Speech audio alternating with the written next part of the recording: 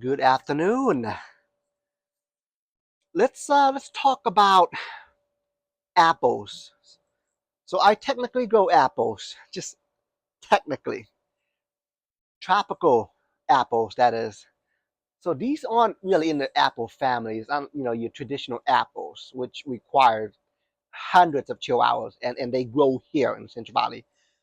But these are just tropical fruit trees that just have the word apple in their name. Uh, Most tropical trees go by a number of different names based on the region. But this particular guy is commonly known as, you hear me call it a wax bamboo, but in most parts of the world, it's actually called a wax apple. So yeah, a fast growing tree produces bell shaped fruits that are very crunchy, very fragrant, and very juicy. Just not dripping with water. It's just it's crunchy. So yeah, he's a I want to say he's a black diamond. So yeah, tall guy. He's in a big old container here. So let's move down here. So going down the apple family in name,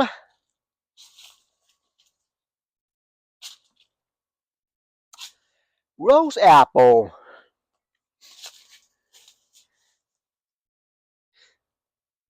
closely related to the wax apple. Unlike the wax apples, the fruits are a bit small. I say maybe size of a golf ball. Really good. Got another rose apple here. So now I should mention that the neat thing about rose apples, unlike the wax shampoo, unlike the wax apple, the reason why I've got that wax apple there is it's not a fan of the Central Valley summer direct sun. However, unlike the wax apple, the rose apples, these guys can definitely take the sun, direct sun. I mean, including that little guy right there. I mean, he was just getting full day sun without any issues. Another cool thing about the rose apple too is wintertime. Absolutely no frost needed, no frost protection needed. This guy can definitely take them. So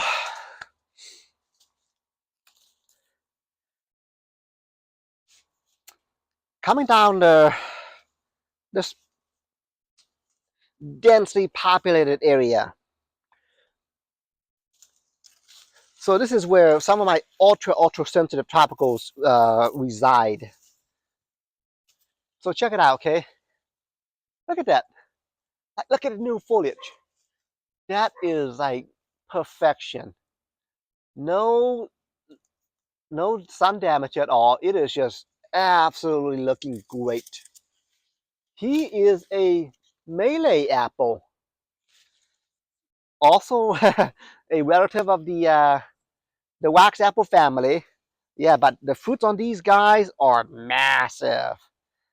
In Hawaii, I believe the natives there call them mountain apples.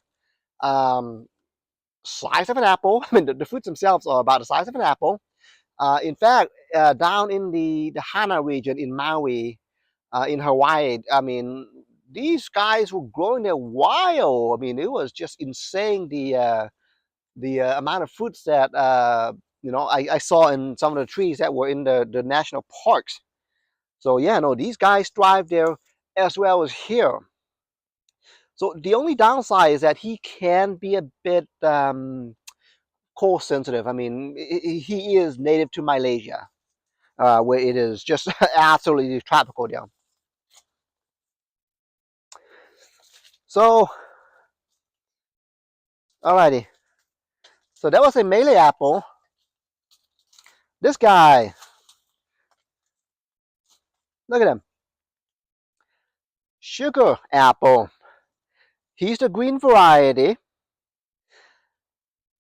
Now, the thing with the sugar apples is they are the most common of the Annona varieties. Although he is technically Zone 9B compatible, I find that when they are young, at this age here, they are just crazy cold sensitive. It requires protection when the temperature hits below 40. But mine always seems to bounce back. So sugar apple. Now, this guy, see him right here? He's a red custard apple. Related to the sugar apple, they're actually cousins. He actually died basically down to the roots. Yeah, I mean, if you think a sugar apple is cold sensitive, the red custard apple is even worse. I mean, he is just cold sensitive. But again, he's making a pretty decent comeback. So that's a red custard apple.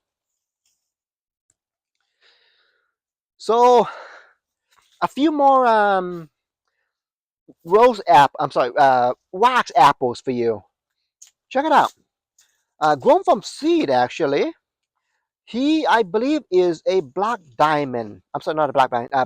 Black pro wax apple. Going, I want to say 2 years old. Put it in the ground just recently, actually, just maybe within the past month. But he's absolutely taking it. Actually, got another one back there. Actually, if you stayed here, let me go show it to you. See this guy right here? Yeah, another black diamond. Oh, I'm sorry, black pro wax apple. He's been in the ground going. This is the second year, so they are fairly fast growers. So the last of the apples,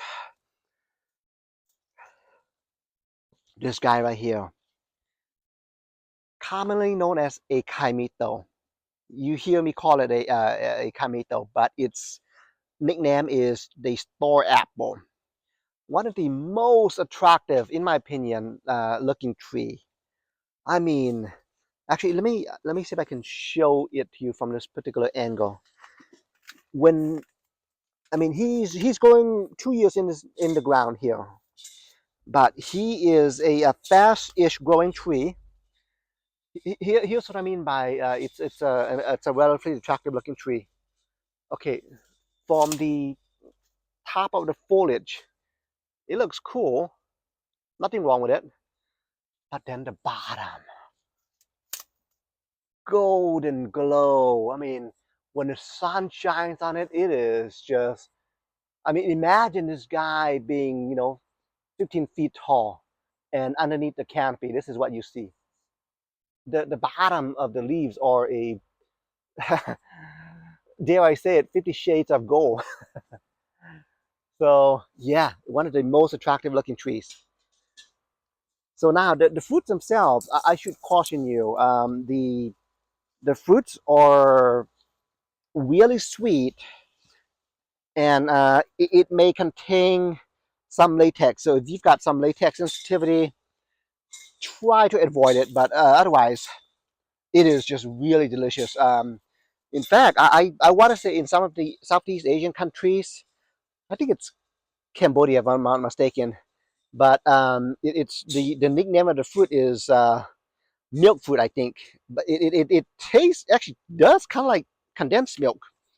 But yeah, really impressed with this particular guy.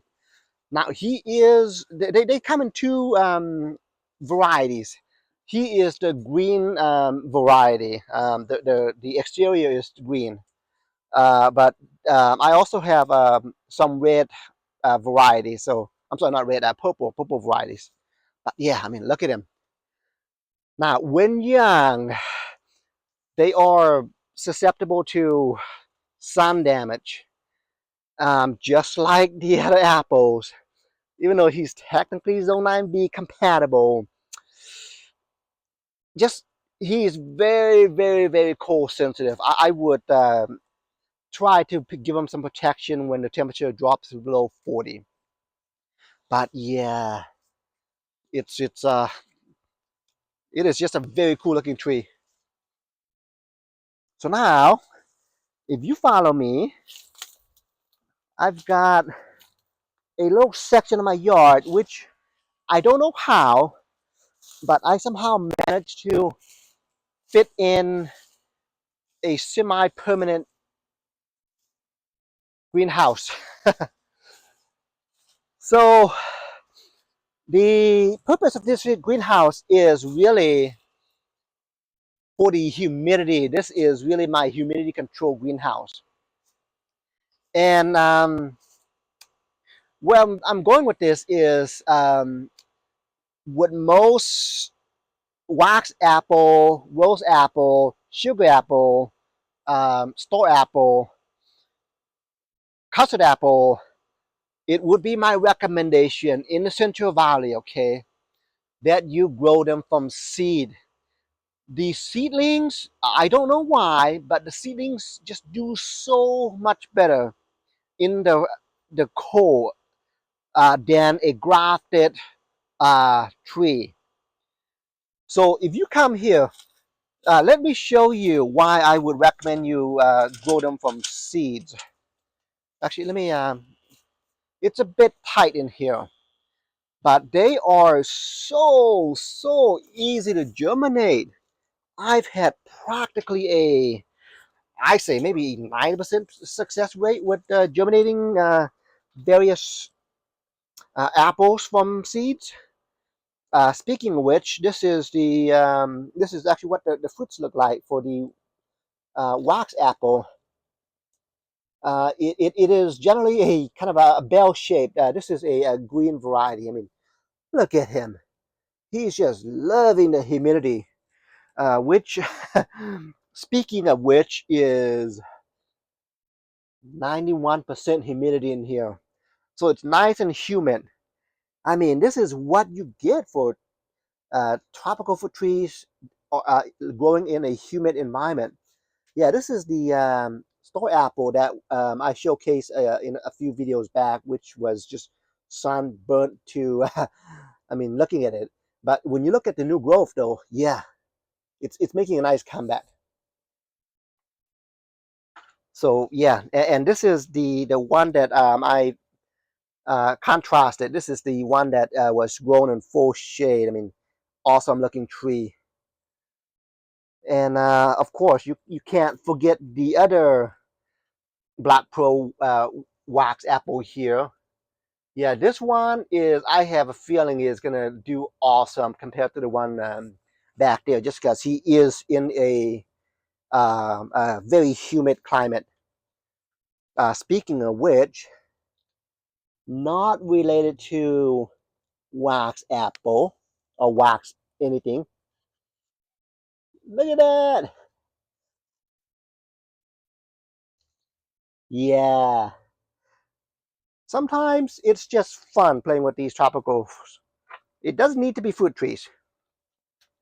But let me see. Going back to, oh, there's one, I suppose. See that? That's a seedling wax apple.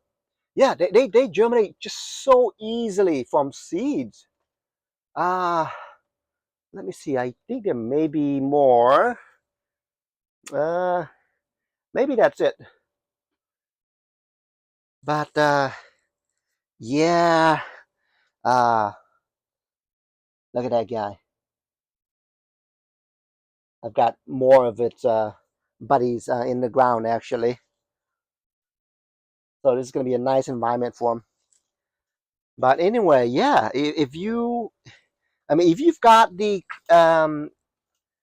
climate, I definitely would recommend growing some of these tropical apples. Just again, by names.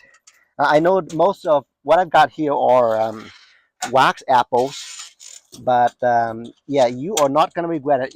The cool thing about these is that they're actually pretty hard to find. I mean, they don't ship well, so that's why you don't really find them in the grocery stores here. But anyway, if you want it, just grow it your own. So, all right, have a good afternoon.